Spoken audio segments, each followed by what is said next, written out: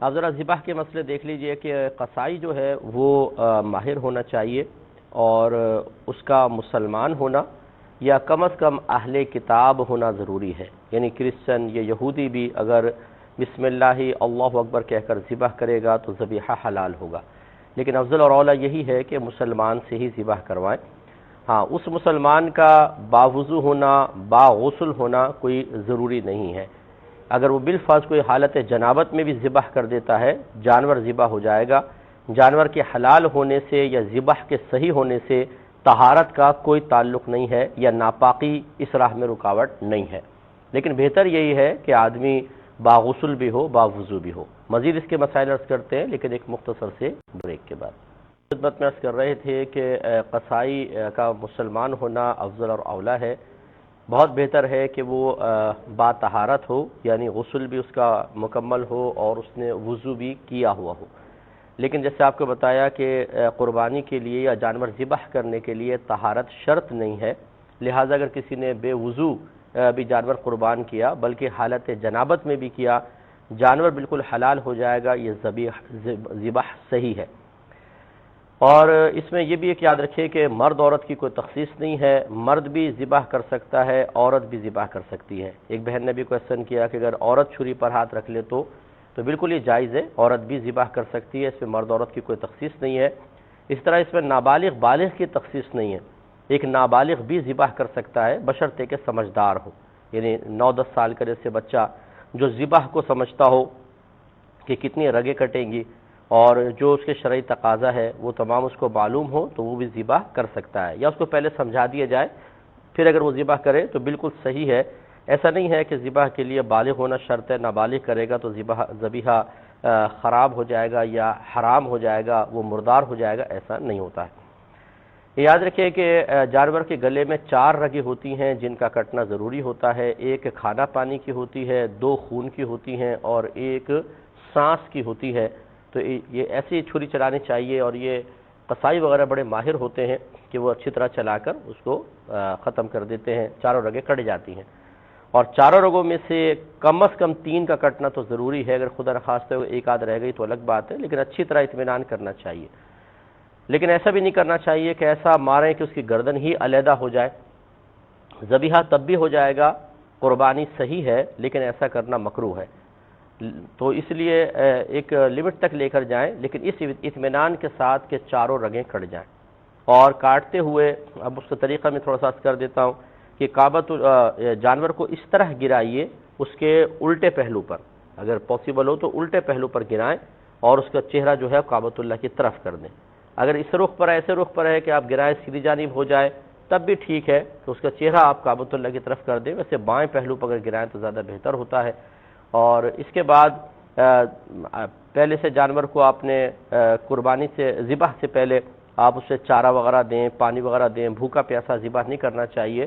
اور ایک جانور کو دوسرے جانور کے سامنے ذبح نہ کریں، اس سے جانوروں کو وحشت ہوتی ہے، تکلیف ہوتی ہے. اس لیے قربانی کے جانور کو تکلیف دینا منع ہے اور ایک دوسرے کے سامنے ذبح کرنا منع کیا گیا ہے. چنانچہ اب اس کو کھانا پانی دے کر پھر اس کو اس طرح گرائیں. پاؤں کتنے لوگوں نے پکڑے، دم کس نے پکڑی، یہ الگ مسئلہ ہے، ان کا کوئی پرابلم نہیں ہے. لیکن جن لوگوں کے ہاتھ چھری پر ہیں، جیسے بعض اوقات قصائی تو کاٹتے ہی کاٹتا ہے، جو قربانی کر رہا ہے جو شخص وہ تھوڑا سا گھبراتا ہے اور اسے اتنی عادت نہیں ہوتی بڑا جانور کاٹنے کی خاص طور پر، تو وہ قصائی کہتا ہے جی آپ بھی چھری پہ ہاتھ رکھ لیں. تو جن 2 افراد کا ہاتھ چھری پر ہے ان دونوں پر تکبیر پڑھنا فرض ہے. یعنی بسم اللہ اللہ اکبر یہ دونوں اتنی آواز سے پڑھیں کہ اپنے کان کم از کم سن لیں. اگر دونوں کے ہاتھ چھری پر تھے اور قصائی نے سوچا کہ جی مالک نے پڑھ لی مجھے کیا ضرورت ہے، یا مالک نے سوچا قصائی نے پڑھ لی یہی کافی ہے، تو یاد رکھیں کہ جن کے ہاتھ چھری پر تھے ان میں سے ایک شخص بھی جان بوجھ کر بسم اللہ اللہ اکبر نہ پڑھے تو وہ جانور مردار ہو جائے گا. فقہ حنفی کی روشنی میں یہی ہے کہ جس نے ذبح کرتے وقت جان بوجھ کر اللہ تعالیٰ کا نام ذکر نہ کیا، یا اس طرح کی کوئی مصلحت تھی کہ چلیں جی اس نے پڑھ لیا میں کیا کروں گا، یا پڑھائی نہیں یاد تھا لیکن جان بوجھ کے نہیں پڑھا، دونوں صورتوں میں وہ جانور مردار ہو جائے گا. اس لیے اتنی آواز سے پڑھنا ضروری ہے، اتنی آواز سے تکبیر کہنا ضروری ہے کہ آپ کے اپنے کان اپنی آواز کو سن لیں. لیکن جیسے میں نے آپ کو بتایا کہ جتنے لوگوں نے پاؤں پکڑے ہوئے ہیں یا دم پکڑی ہوئی ہے سب پہ یہ تکبیر لگانا لازم نہیں. جو فعل ذبح میں شریک ہیں ان دو کا یا ایک آدمی ہے تو ایک کا بسم اللہ اللہ اکبر با آواز بلند کہنا ضروری ہوتا ہے. تو تیزی سے تیز چھری سے کرے, ایسا نہیں کہ بھونٹی چھری ہو تھوڑا سا کاٹ دے اور پھر بیچارے کو تکلیف ہو, اچھی طرح تیز کر کے پھر ذبح کریں اور چاروں رگیں کٹ جائیں, اس کا اطمینان کریں. اس کے بعد ذرا جانور کی روح نکل جانے دیں. بعض اوقات قصائیوں کو جلدی ہوتی ہے, بھی جانور ہل رہا ہوتا ہے اور وہ کاٹنا شروع کر دیتے ہیں, خصوصاً بکروں میں, تو ایسا نہیں کرنا چاہیے, تھوڑا سا ویٹ کریں تاکہ اس کی روح مکمل طور پہ نکل جائے. اس کے بعد کھال کاٹنا شروع فرمائیں. بعض لوگ اونٹ بھی ذبح کرتے ہیں. ویسے تو اونٹ میں نحر ہوتا ہے, یعنی اس طرح کہ اس کو کھڑا کر دیں, پھر اس کا ایک سیدھا گھٹنا جو ہے اس سے رسی باندھ کر نیچے ایک پائے وغیرہ کے ساتھ باندھ دے تاکہ وہ ہل نہ سکے, اور پھر ایک چاقو ٹائپ ہوتا ہے اس طریقے کا تکون سا ہوتا ہے جس کے دونوں جانب میں دھار ہوتی ہے, اور یہ بڑی مہارت چاہیے. اس کے جو یہ لبلبا کہلاتا ہے گلے کا نچلا حصہ, اس میں اس طرح تیزی سے وہ مارتا ہے بسم اللہ اللہ اکبر کہہ کر, اور پھر یوں دائیں بائیں کرے گا تو اتنا تیز ہوتا ہے کہ اندر کے رگیں سب کاٹ دیتا ہے, اور وہ بلڈ اس کا نکلتا ہے, اور پھر تھوڑی دیر بعد جب وہ نڈھال ہو کے گر جاتا ہے تو بس پھر وہ یہ ذبیحہ کمپلیٹ ہو گیا, یعنی اس میں گردن کاٹنا نہیں ہوتا. اونٹ میں نحر کرنا, اس کو فعل نحر کہتے ہیں, نحر کرنا افضل ہے, اور عام جانوروں کے اندر ذبح کرنا افضل ہوتا ہے, یعنی گردن کاٹنا. اگر کسی نے برعکس کر دیا تو یہ ہے تو جائز, لیکن عام جانوروں میں مکروہ ہے کہ ان کو تکلیف ہوگی اور صحیح طریقے سے ہو نہیں سکیں گے. ان کی گردن کی شیپ ایسی ہوتی ہے, اونٹ کی ایسی ہوتی ہے کہ وہ آرام سے اندر چھری چل جاتی ہے. اور اگر کسی کو یہ گمان ہو کہ صحیح طریقے سے مجھ سے یہ اندر کی رگیں نہیں کٹیں گی تو پھر اونٹ کو بھی لٹا کر ذبح ہی کرے, یہی بہتر ہے, کیونکہ اس کے لیے بڑی مہارت درکار ہے.